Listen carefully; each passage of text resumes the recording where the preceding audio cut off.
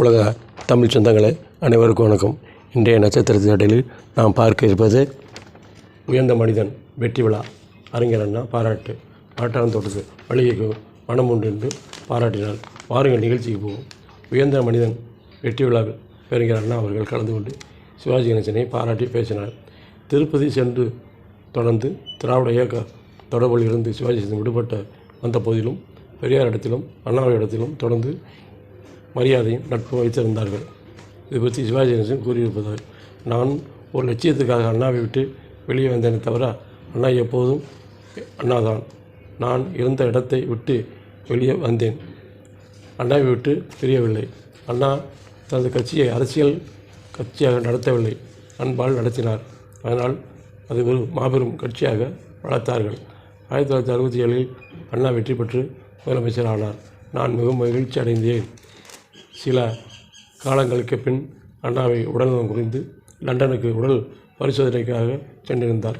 அப்போது அண்ணா என் மகள் சாந்தி திருமணத்துக்கு வந்தார். என் நண்பர் வேலுச்சாமி என்ற டாக்டருக்கு விமான நிலையம் டிக்கெட்டை வாங்கி கொடுத்து லண்டனுக்கு அனுப்பி வைத்தார். திருமண அழைப்புகளை கொடுக்க சென்றேன். திருமணம் நன்றாக நடக்கட்டும், இன்னும் 10 நாட்களில் நானும் சென்னை வந்துவிடுவேன் என்று அண்ணா செய்தி அனுப்பினார். சாந்தியின் திருமணம் மிகச்சிறப்பாக நடந்தது. அதற்கு அடுத்த வாரம் அண்ணா சென்னை திரும்பினார். விமான நிலையத்தில் வைத்த மகளையும் மருமகனையும் அழைத்து கொண்டு நம் வீட்டுக்கு வருமாறு கணேசனுக்கு தகவல் கொடுங்கள் என்று கூறிவிட்டு சென்றிருந்தார். நான் என்னுடைய மகள் சாந்தியையும் மருமகன் நாராயணசாமியையும் அழைத்து கொண்டு அறிஞர் அண்ணா வீட்டுக்கு சென்றேன். அண்ணாவை நமஸ்காரம் செய்தவுடன் அவர் ஒரு புடவையும் வேட்டியும் மணமகளுக்கு பரிசாக கொடுத்து ஆசீர்வதினார். ஏவிஎம் உயர்ந்த மனிதன் என்னுடைய 125வது படமாக வெளியாகி கொண்டிருந்தது. அதையொட்டி ஏவிஎம் என்னுடைய நண்பர் போல கோபால் அவர்களும் ஏவிஎம் ராஜேஸ்வரி திருமண மண்டலத்தில் ஒரு பாராட்டு விழா நடத்தினார்கள். வடநாட்டிலிருந்து பெரிய பெரிய தலைவர்கள் எல்லாம் வந்திருந்தார்கள். பி ஜவான் வந்திருந்தார். இந்த விழாவில் அண்ணா கலந்து கொண்ட என்னை வாழ்த்தி பேச வேண்டும் என்று என்னை விரும்பாத சிலர் அண்ணாவிடம் சென்று விழாவுக்கு போகாதீர்கள், சிவாஜியை வாழ்த்தி பேசாதீர்கள் என்று கூறியிருந்தார்கள். இருந்தாலும் சிவாஜி தான். அவன் எனக்கு எப்போதுமே வேண்டியவன் தான். அவனைப் போல அன்புள்ளவன் எவருமே கிடையாது என்று கூறிவிட்டு அண்ணா விழாவுக்கு வந்தார்.